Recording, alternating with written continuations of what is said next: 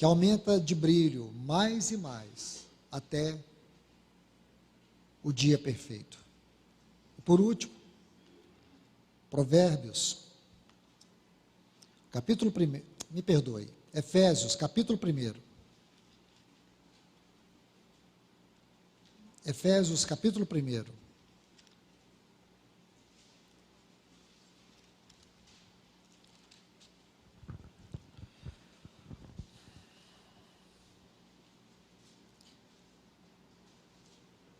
Os versículos 17 e 18.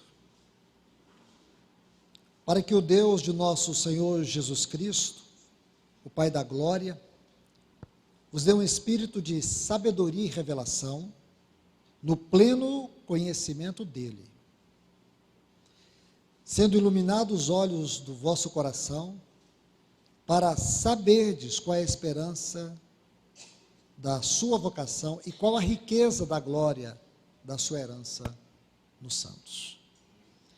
Amado Deus, querido Pai, no sagrado nome do teu Filho Jesus, é neste nome que nós estamos aqui reunidos, é debaixo deste nome que estamos aqui congregados nessa tarde, para sermos ajudados, Senhor, para sermos encorajados diante de tantos desafios que estão diante de nós, e também, Senhor, dentro de uma era onde o nosso inimigo, ele tem mostrado suas garras com tanta força, para tentar destruir o testemunho do teu povo, para apagar esta luz do Senhor em nós, esse luzeiro que tem sido o testemunho da tua igreja neste mundo.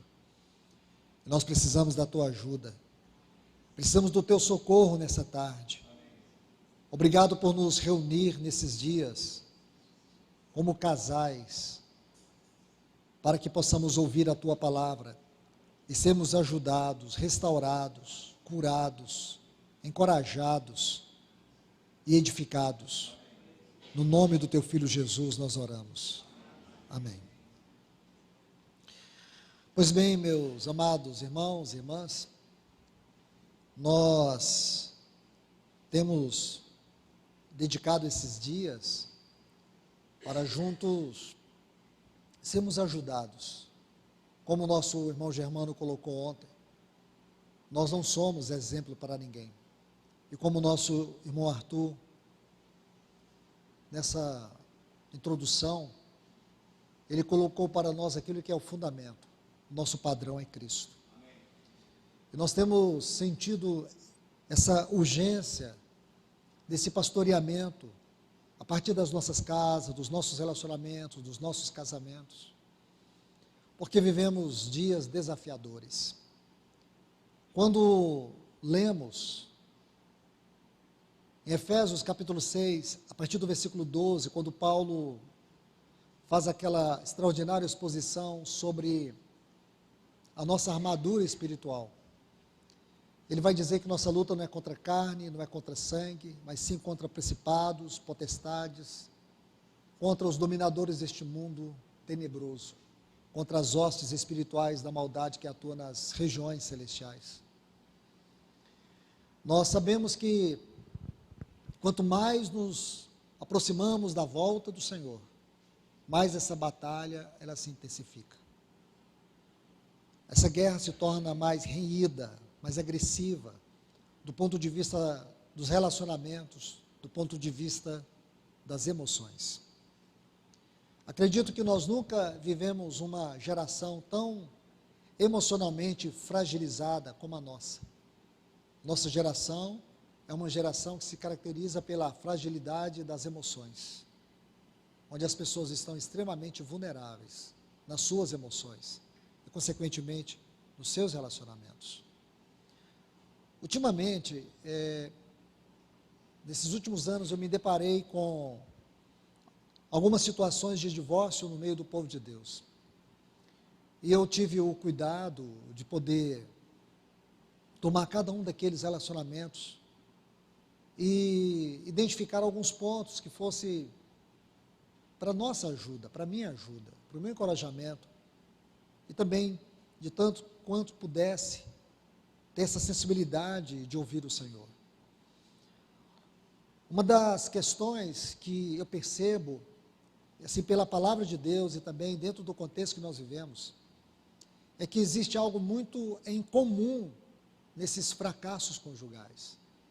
É que você vê que os divórcios, eles não se consumam apenas num cartório diante de um juiz. Na verdade, o divórcio passa a ser um relacionamento natural que as pessoas cultivam dentro da própria casa. Então, quando chega ali para poder rasgar o casamento diante do juiz, ou mesmo no cartório, é porque esse casamento há muito tempo já havia fracassado. Esses casais, há muito tempo, já estavam divorciados. Os relacionamentos já estavam em profunda degradação. O que eu pude perceber é que, dentro desses casamentos, alguém que deveria ter tido mais luz, ou ter cultivado a luz, não deu importância à luz, não percebeu pelo discernimento. Eu vejo que o cristão que hoje não consegue entender a dimensão da guerra espiritual, na qual todos nós, por causa de Cristo, inevitavelmente estamos envolvidos, ele está vivendo na contramão daquilo que é a obra de Deus na presente era. Nós não temos o direito de sermos ignorantes. Então, observando esses casais, eu pude ver muitas particularidades em comum entre eles. A perda da devoção, da oração, da palavra, do lugar da palavra em suas vidas. Uma extrema devoção, ou uma extrema busca pelo prazer, pela satisfação pessoal.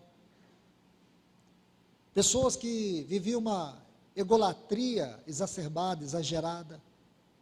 Aquilo que a gente muitas vezes diz, pessoas umbigocêntricas, pessoas que acham que o centro do universo é o umbigo deles, giram em torno deles, tudo eles.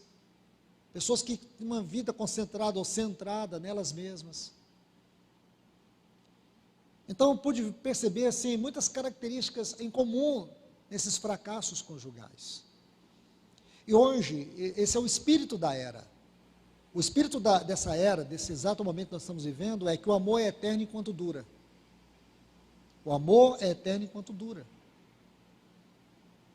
Nós vivemos uma geração onde você se prepara para descartar tudo que não te traz satisfação. E para muitas pessoas isso inclui o casamento. Nós vivemos numa era onde valores não são fundamentais. O que é fundamental é o que eu sinto, o que penso, o que eu quero. É a minha satisfação. Nós estamos dentro de um contexto, meus amados irmãos, e não estou me referindo ao mundo apenas, mas aquilo que tem se tornado o povo de Deus. A banalização da fé, do sagrado, dos valores fundamentais. Tudo isso tem se tornado para muitos algo sem valor e sem sentido. Onde nós tentamos reduzir Deus às nossas expectativas, perspectivas. Isto é, um Deus que ele pode ser domado. Um Deus que me ama de uma forma ou de tal maneira que ele vai entender meus fracassos. Ele vai ter que aceitar os meus fracassos. Porque ele não vai aceitar me perder. Esse tipo de ensino tem se popularizado. Antigamente, quando eu era jovem, criança, eu ouvia muito essa frase. Deus ama o pecador, mas aborrece o pecado. Hoje, esse simples ditado, seja lá o que for, chavão de retórica, de um evangelho fracassado, esquece. Sim, Deus ama o pecador, ele aborrece o pecado, mas não é o pecado que vai para o inferno, é o pecador. Então nunca esqueçamos que Deus é sério e Deus é santo. Eu sei, irmão Germano colocou isso ontem, eu quero só colocar um pouco de luz sobre isso. A mais, vida conjugal é uma vida complexa, vida de família é uma vida complexa. Nós não temos um padrão. Eu sinceramente, irmãos, quando alguém me pergunta, Luiz, qual é o livro de casamento que pode me ajudar? A Bíblia. Palavra de Deus. Eu não indico livro de casamento para ninguém, não conheço nenhum assim que eu diria para vocês, olha, esse aqui vai salvar seu casamento.